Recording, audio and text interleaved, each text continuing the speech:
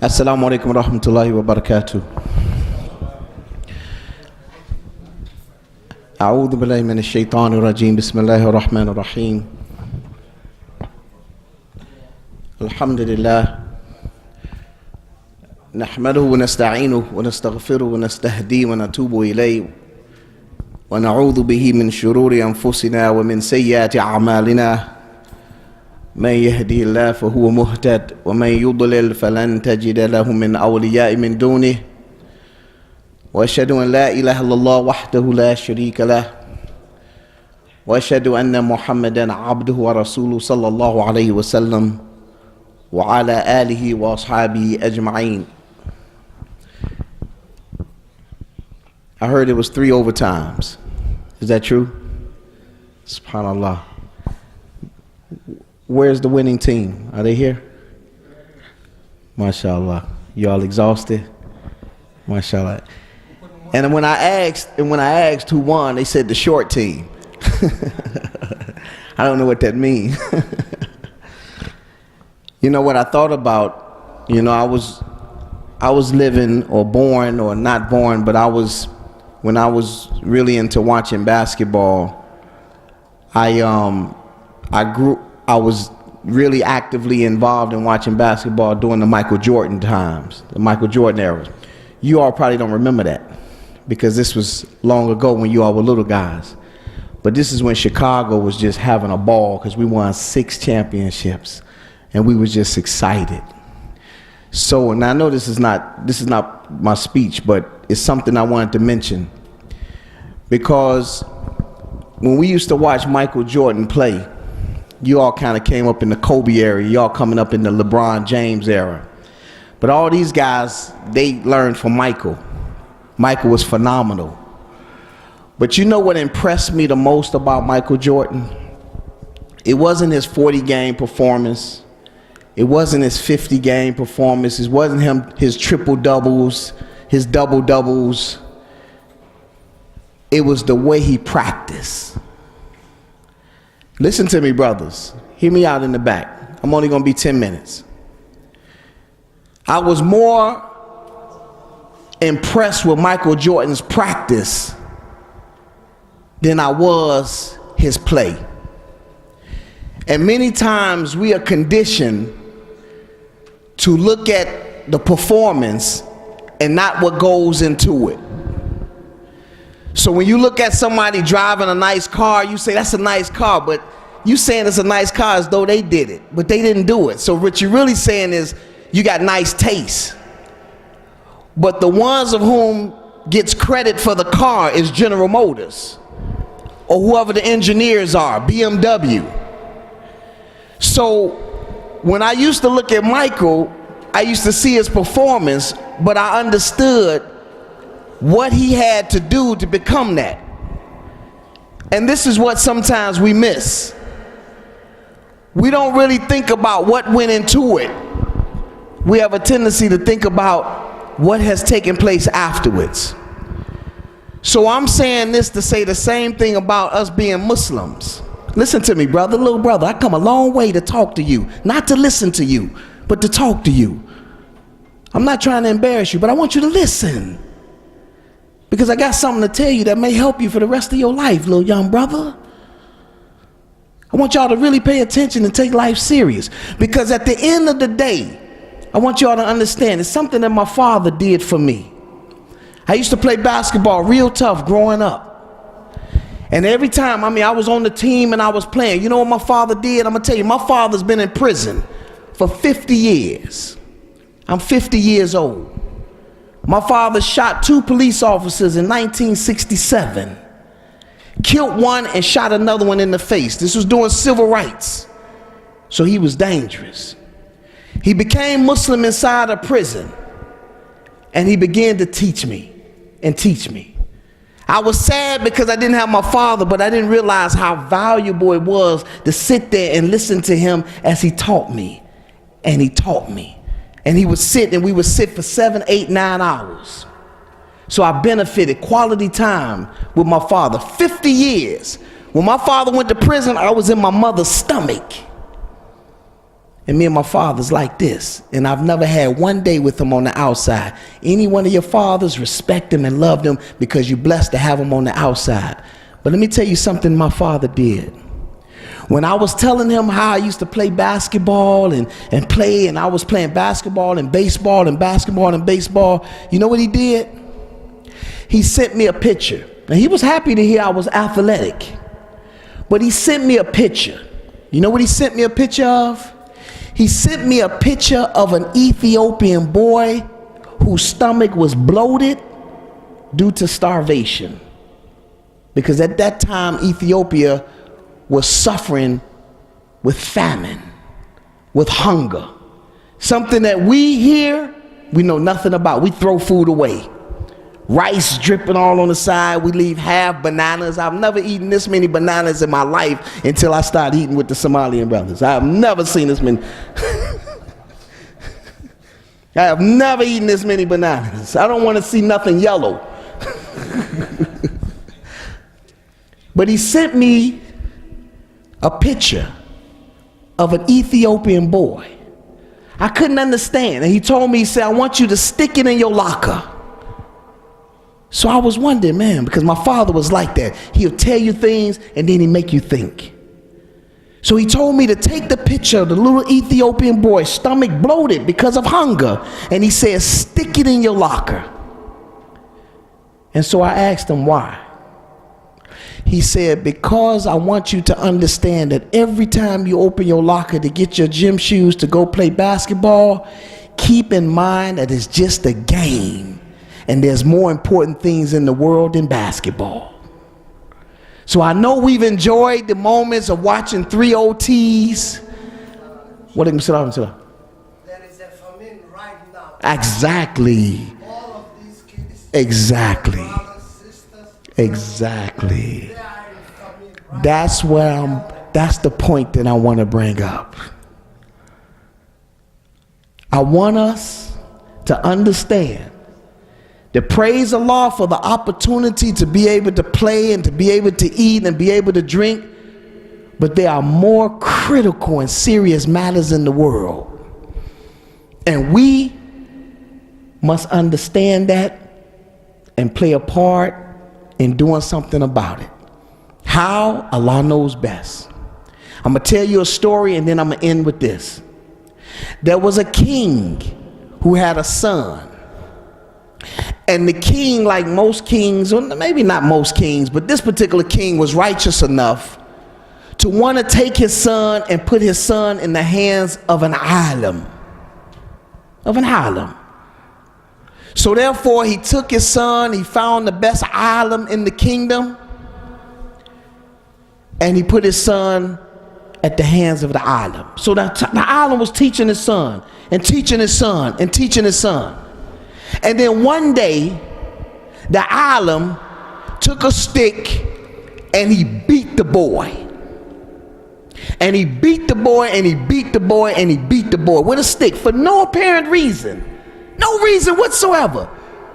Beat the hell out of the boy. So the boy being little, you know, little people, they don't understand what's going on, so they suffer a lot, but he don't understand. But he kept that in his mind and in his heart, and he had resentment for that Shekh. Resentment. He hated that Shekh. But the Shekh kept teaching him, So eventually the boy got older and the boy became the king. He assumed the throne of his father. When he became the king, what do you think the first thing came on his mind? What you think? The Shekh. I'm king now. I have not forgotten that he beat the hell out of me. For no reason. So soon as he became the king and he got an opportunity, he called the guards. He said, go get the Shekh. Bring the Shekh. They bring the Shekh. He said, yes, Shekh. He said, today I am going to punish you. You know why I'm going to punish you? He said, because you beat me so badly when I was a kid for no reason whatsoever. No reason. So I'm going to get you today. He said, but before I punish you, I want to ask you a question. Why did you beat me? What was the reason for why you beat me like this? The Shekh told him. He said, because I knew one day you would become king. I knew you would be in a position of authority. You would be in a position of having power. He said, so I wanted to beat you because I knew that this was dhulm.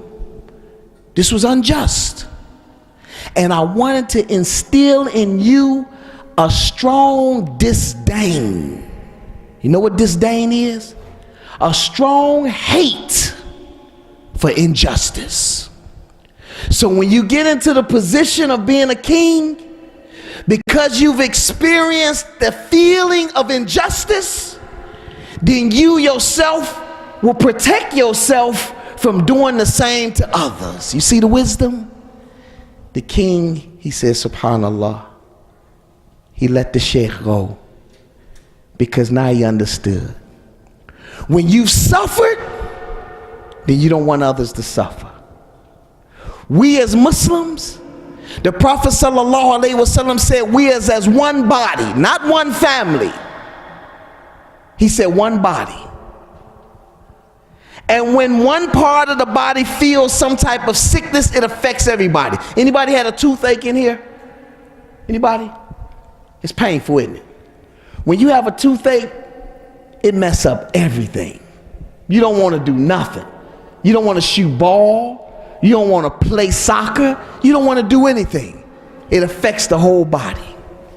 What I want you all to understand is that every time you play basketball, keep it right there. It's just a game. But understand there's more important things in the world. And we got to understand that. We have a responsibility. When you make your salat, make dua. Because right now in Yemen, in Somalia, in Sudan, and other places, they are suffering from serious hunger. Don't forget that. So when you eat your food, don't waste your food. When you drink, don't waste. Be conscious about this. Remember, it's nothing but a game. They spend so much time entertaining us with sport and play. We as Muslims cannot get indulged and intoxicated with sport and play. I'm not telling you we don't need recreation. We need it. We need to play. This is part of our life. It's part of human being.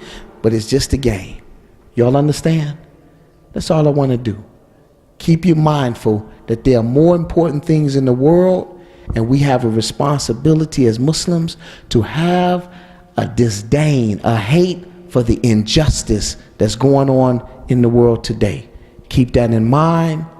Stay conscious of that, and understand you have a responsibility to do something about it, whichever way you can. Whether it's to support food drives, whether it's to be productive in giving sadaqah, whatever it may be.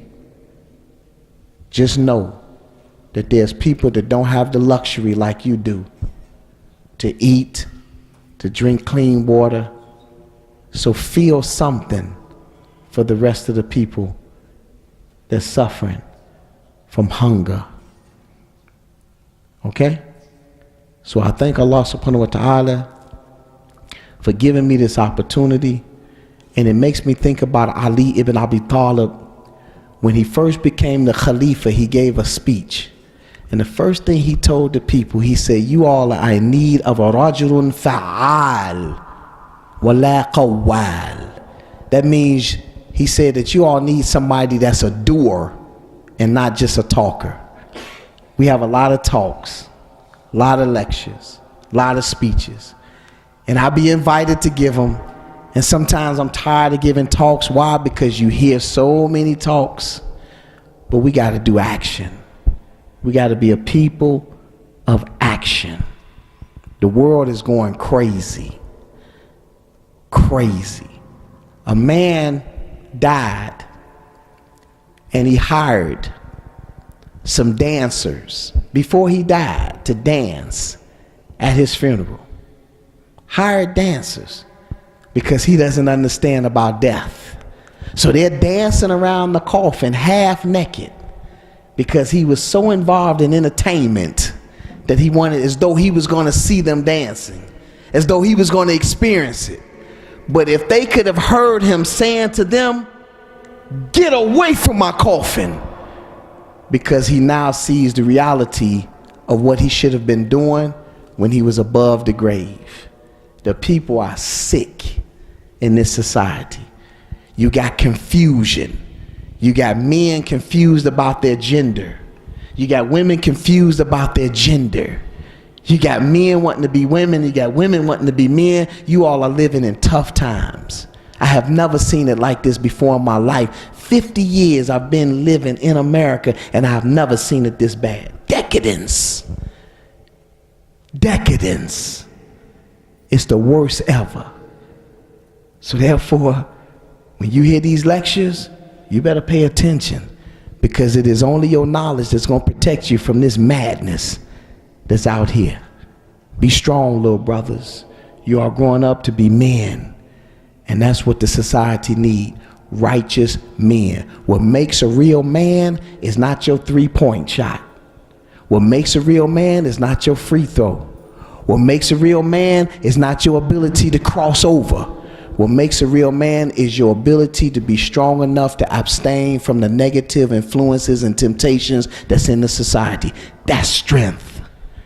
If you fall and you can't stay away from the temptation, if you're not strong enough to watch your phone and don't look at the little things that flash on with Facebook and all of this, you're just as weak as anybody else. So who you really are is who you are when you by yourself. That's how you're able to determine who you are. When I talk to youngsters, young gang members in the projects, in the ghettos, in the inner city in Chicago, I always test them. I say, look, if you want to see how strong you are, let some Tamika walk by with some voluptuous body and see how strong you are to not look. I say, just try that one. That's a tough one for them. So every time they walk by, you look, you weak. But when they're able to walk by you, and I told them, I said, not the big fat one when you don't want to look at anyway. Oh, I'm strong. No, you didn't want to look at that. That's not, you're not strong. You weren't trying to look at that. It's the one that's cut, that's chiseled. That's the one that make you, okay, I got one. Alhamdulillah, jazakallah khair. That's the one. So test yourself. See who you really are in moments when you're by yourself. Jazakumullah khairan. Jazakallah khairan. Assalamu alaikum wa rahmatullahi wa barakatuh.